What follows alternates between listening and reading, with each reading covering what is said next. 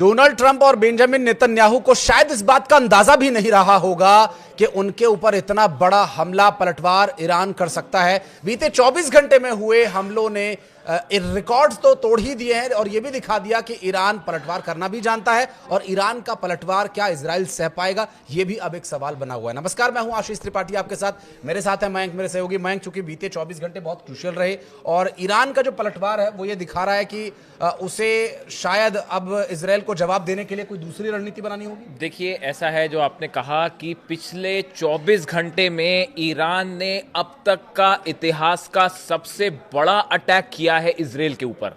बीती रात पूरे इजराइल में मिसाइल्स बरसती रही और ये बताया ये जा रहा है, जो खबरें आ रही हैं। देखिए, कल हमने एक वीडियो बनाया था, उसमें आपको मैंने बताया था कि करीब 40 बिल्डिंग्स ऐसी हैं। ये कल तक की खबर थी, 24 घंटे के पहले की, कि 40 बिल्डिंग्स इजराइल में गिर गई हैं। अब उस पे अपडेट आया है, करीब 200 से 250 इमारतें इजराइल में। सबसे ज्यादा नुकसान तेल अवीव में है और उसके बाद हाइफा में। 250 इमारतें गिरने का मतलब आप समझ रहे हैं कि कितना बड़ा नुकसान हुआ होगा। और सबकी सब मिसाइल्स ने डायरेक्ट हिट किया है। यानी आप ये समझिए, इसका मतलब समझिए क्या है। अगर आप 250 इमारतें गिर रही हैं, इसका मतलब है 250 मिसाइलें गिर चुकी हैं।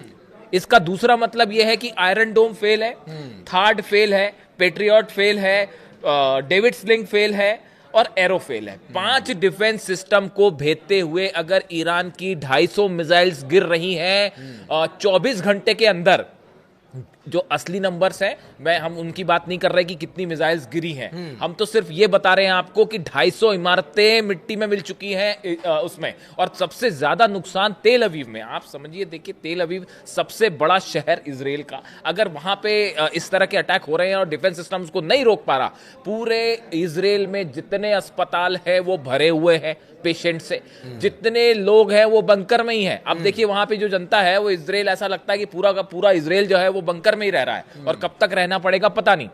इस बीच में नया ऐलान कर दिया है ईरान ने। ईरान की तरफ से, ईरान की सेना की तरफ से यह कहा गया है कि आज रात, मंडे, सोमवार, आज रात को इजराइल पर अब तक का और बड़ा हमला, यानी जो हमले पिछले 24 घंटे में हुए उससे भी बढ़कर ईरान ने नंबर्स दे दिए। ईरान की तरफ से कहा गया है आज रात को 1500 मिसाइल्स दागी जाएंगी इजराइल पर। जबकि इंटरसेप्टर्स और कितनी मिसाइलों को डिफेंस, जिन पांच डिफेंस सिस्टम का आपने नाम लिया, इनके तो बड़े बड़े दावे किए जाते थे अमेरिका की तरफ से, इजराइल की तरफ से, कि ये तो ऐसा है कि अगर पूरी दुनिया भी एक तरफ हमला करने को लग जाएगी तो भी इनसे पार नहीं पा सकेगी। आपको जो आप कह रहे हैं आशीष, मैं आपको बताता हूं एक एक्सक्लूसिव खुलासा। एक ईरान की मिसाइल अमेरिका के थर्ड डिफेंस सिस्टम के ऊपर गिरी है और वो तबाह हो गया।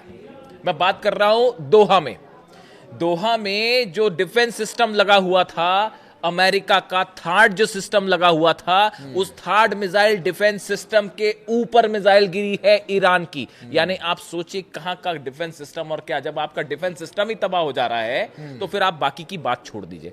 आप देखिए, पिछले 24 घंटे में दुबई धुआं हो चुका है। किसी को उम्मीद नहीं थी, दुबई को भी उम्मीद नहीं थी कि वहां पे हमारे एयरपोर्ट पर जो है वो दनादन मिसाइल्स बरस रही हैं। कल तक ड्रोन गिर रहे थे, अब मिसाइल्स भी गिर रही हैं।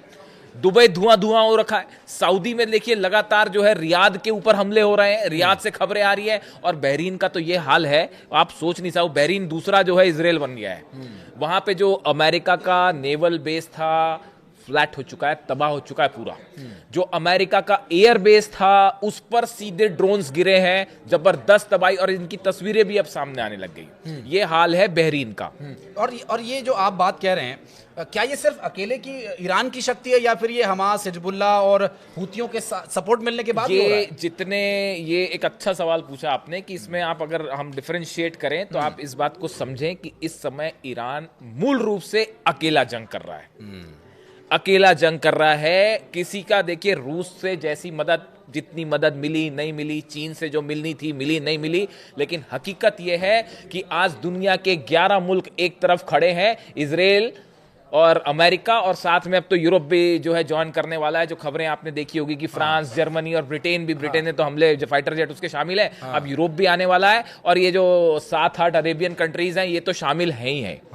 तो आप समझिए 11 मुल्क एक तरफ हैं और अकेला ईरान पिछले 24 घंटे से धुआं धुआं किए हुए हैं इन देशों को। और तस्वीरें सामने, कुछ बोलने की जरूरत नहीं है हमको, आप खुद ही देख रहे हैं।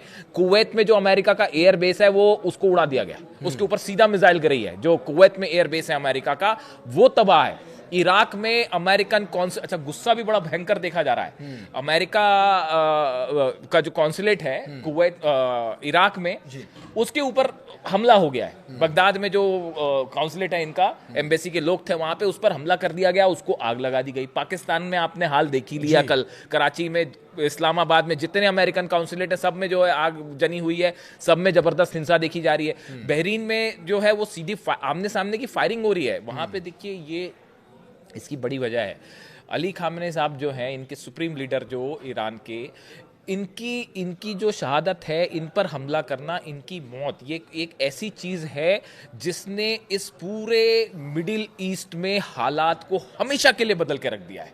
अब आप देखिए ये जंग अगर रुक भी जाएगी, जो एक्सपर्ट्स बता रहे हैं कि ये जंग अगर रुक भी गई, उसके बाद भी पहली बात तो ये जंग रुकेगी नहीं, यही अपने आप में सवाल है। ईरान ने एक ऑल आउट वॉर का अनाउंसमेंट कर दिया है। अली लारीजानी साहब का बयान आया है, जो अब सब कुछ कमान उनके हाथ में है और वो पूरी जंग का कहाँ क्या हमले होंगे वो सब कुछ अली लारीजानी खुद देख रहे हैं। जैसा कि सुप्रीम लीडर खुद तय करके गए थे कि मेरे बाद जो है जंग की पूरे हालात संभालेंगे अली लारीजानी, उनकी तरफ से साफ कह दिया गया है हम अमेरिका से कोई बात नहीं करेंगे। बात नंबर 1।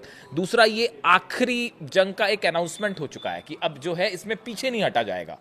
जो जमकरण मॉस्क है, जमकरण मस्जिद है जी, उसके ऊपर लाल झंडा फहरा दिया गया है। इसका मतलब होता है ऑल आउट वॉर। अब चाहे जो हो, हारे जीते जो हो, अब एक ऑल आउट वॉर होगा, यानी जंग रुकती नहीं दिख रही है। और हालात ये हैं कि पूरी मिडिल ईस्ट की इकोनॉमी, अमेरिका की इकोनॉमी, हाहाकार मचा हुआ है पूरे दुनिया के बिजनेसमैन में। आप देख रहे हैं मिडिल ईस्ट में एक जहाज नहीं उड़ पा रहा, कब कहां से मिसाइल आके गिर जाए कुछ पता नहीं। तेल रुक चुका है, हॉर्मूज की खाड़ी जो है वो जाम फ्रीज कर दी गई है, वहां से एक जहाज नहीं गुजर रहा, 20% तेल गुजरता है वहां से दुनिया का। इसके क्या नतीजे होंगे? अमेरिका से दबाव पड़ रहा है ट्रंप पे कि कैसे भी करके इसको रुकाइए, हमले रोकिए। तुर्की के विदेश मंत्री जो हैं वो रोकने में जुट गए हैं, पूरे अरेबियन देश जो है वो बात करना। ईरान ने कहा हम किसी से बात नहीं करेंगे, आपने लिमिट पार कर दी, सुप्रीम लीडर को आपने निशाना बनाया, अब उसका परिणाम देखिए क्या होगा। और ये जो सबसे बड़ी चीज़ है, देखिए ये एक ऐसा फैसला हो गया जो इतिहास का में इससे बड़ी गलती और भूल कुछ नहीं हो सकती थी। पूरे दुनिया में ना सिर्फ शिया, अच्छा एक बड़ी गौर करने वाली बात बताऊं मैं आपको आशीष, कि ये जो गुस्सा है ना, ये ऐसा नहीं है कि सिर्फ शिया कम्युनिटी पे है। मेरे कई अपने लोग जो जानकार हैं, उनका फ़ोन जो सऊदी से आया, फ़ोन यूएई से फ़ोन आया, जो जानकार लोग हैं वो ये सब बता रहे हैं कि जो सुन्नी कम्युनिटी के लोग हैं, हर शख्स के मन में ये गुस्सा है कि सुप्रीम लीडर को निशाना क्यों बनाया गया। देखिए वो शिया सुन्नी वाला विवाद जो है वो कहीं पीछे छूट गया। जितने सुन्नी कम्युनिटी के लोग हैं उनका भी ये मानना है। और गौर करने वाली बात ये है कि जितनी अरेबियन कंट्रीज हैं, ये चाहे सऊदी हो, चाहे यूएई हो, कतर हो, दोहा, सब इन सब देशों में जो आम जनता है वो ईरान के साथ खड़ी हुई है। वो ये बात को समझ रही है कि एक मुल्क को जबरदस्ती दादागिरी करके हमला किया गया। उनका एक के साथ क्या मजबूरी है जी, लीडरशिप के साथ क्या मजबूरी है कि वो इस तरह के यही तो सवाल जो है, यही सवाल ईरान भी पूछ रहा है कि जब जरूरत थी तो आप, ये इतिहास इस बात को याद रखेगा। मैं आपको अपने दिल की बात बताऊं, इतिहास इस बात को याद रखेगा, जब ईरान पर हमला हो रहा था तो कौन किसके साथ खड़ा था। क्या आप लोग नहीं देख रहे कि फाइटर जेट सऊदी में लैंड हुए? क्या ये तस्वीरें चाइना ने नहीं भेजी? F-35 F-16 जेट्स वहां पे खड़े हुए हैं, वो किसके लिए खड़े हुए? हमला करने के लिए खड़े थे ना। क्या यूएई के फाइटर जेट्स वहां पहुंचे? क्या हमला करने के लिए नहीं पहुंचे? कुवैत में, इराक में, जॉर्डन में जो प्लेन्स आए थे वो इसीलिए तो आए थे कि ईरान पर हमला करने के लिए। तो इतिहास इस बात को हमेशा याद रखेगा कि जब जंग हुई तो कौन जो है वो ईरान के साथ खड़ा रहा और किसने जो है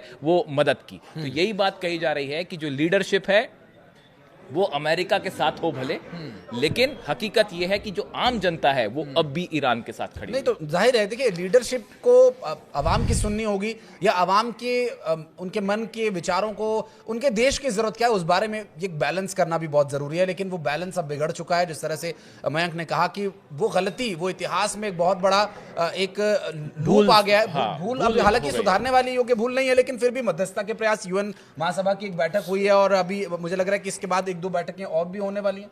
देखिए ऐसा है कि यूनाइटेड नेशंस की तरफ से भी कोशिश हो रही है, तुर्की की तरफ से मैंने आपको बताया कोशिश हो रही है, सऊदी की तरफ से कोशिश हो रही है, लेकिन अब ईरान, देखिए अगर बात सिर्फ जंग तक होती तो ईरान तो शुरू से बातचीत करने को तैयार था।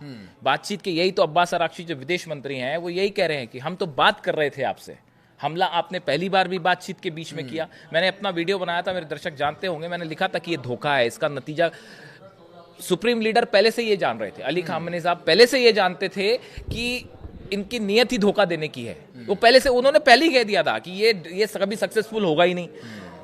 हुआ ये कि बातचीत हो रही थी और बातचीत के बीच हमला हुआ था। अब्बास अराक्ची का ये कहना है कि हम तो हमेशा बातचीत के लिए तैयार थे, हम तो आपसे बातचीत ही कर रहे थे, उसके बीच में आपने हमला किया। अब जो ये जितनी कोशिशें हो रही हैं, अगर ये जंग तक बात सीमित होती, अगर आप इन्होंने सुप्रीम लीडर को टारगेट नहीं किया होता तो ईरान फिर से बातचीत करने को तैयार हो जाता।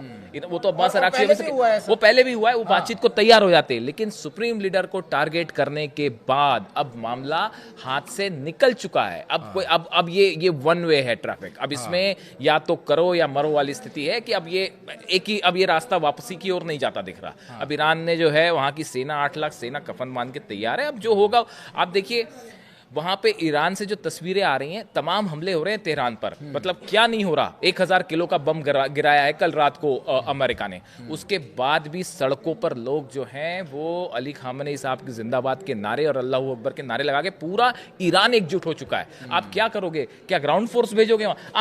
आप करना क्या चाहते हो ये बताइए। आप कैसे, आप ईरान को कैसे कैप्चर करोगे? क्या करोगे? फोर्सेस भेजोगे वहां तो वो 8 लाख सेना क्या करेगी आप वो भी सोच लो। तो फिर आप अटैक करते रहिए, ये जंग चलती रहेगी। ये तो ऐसा है कि एक अनएंडिंग वॉर। और हकीकत यह है कि पिछले 24 घंटे में ईरान अकेला देश पूरे अरेबियन देश पर भारी पड़ रहा है, इजराइल पर हमले कर रहा है और अमेरिका के जो है वो बेसिस को दहला रहा है। फिलहाल ईरान जो है वो एक ऐसी स्थिति में आ गए हैं, 11 देशों पे एक अकेला देश भारी पड़ रहा है। तो ये अगर देखिए, मैं क्योंकि ये बात पूरी दुनिया जानती है और ये पहले अघोषित थी, अब ये पूरी तौर पर घोषित भी हो चुकी है कि हिजबुल्लाह, हूती और हमास का सपोर्ट ईरान ने बहुत किया। अब वो वक्त है जब वो ईरान को पे बैक करने का टाइम है। तो क्या कोई जो आपने बात की, बीती रात को हूती की तरफ से फायर की गई हैं बैलिस्टिक मिसाइल्स इजराइल के ऊपर, जो आप सवाल पूछ रहे हो। हूती की तरफ से ना सिर्फ रेड सी में, लाल सागर में, बल्कि इजराइल ये जो मिसाइल्स गिर रही हैं तेल अवीव पर, इसमें कई मिसाइल्स हूती की भी शामिल है। वो हूती तो ऑल आउट उसके लिए तैयार हो गया है। कल बीती रात को करीब 80 से 90 रॉकेट्स लेबनान से आपने जो खबरें देखी होंगी ना, लेबनान में हमला कर रहा है इजराइल, वो इसीलिए हमला कर रहा है कि बीती रात 80 से 90 रॉकेट जो है वो लेबनान से जो है हिजबुल्लाह की तरफ से फायर किए गए, जो इजराइल के अंदर आए। अब डिफेंस सिस्टम जो है वो कितनी, अभी ऑलरेडी ये खबरें आने लग गई हैं कि सऊदी में और यूएई में जो डिफेंस सिस्टम है उनकी मिसाइल्स खत्म होनी शुरू हो गई।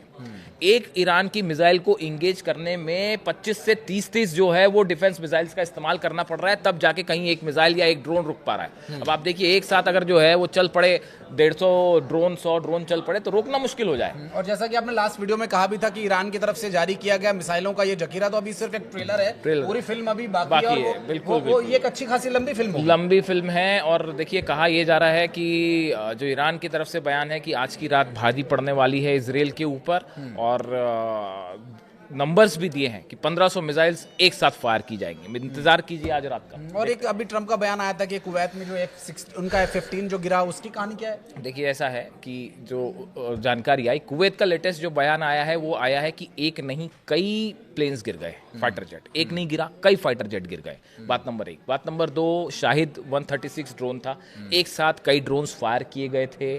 सामने से कई जेट्स ने उनको रोकने की कोशिश की, लेकिन वही कहानी वही है, जब आप एक साथ कई सारे ड्रोन्स फायर करोगे आप कितने को रोक पाओगे?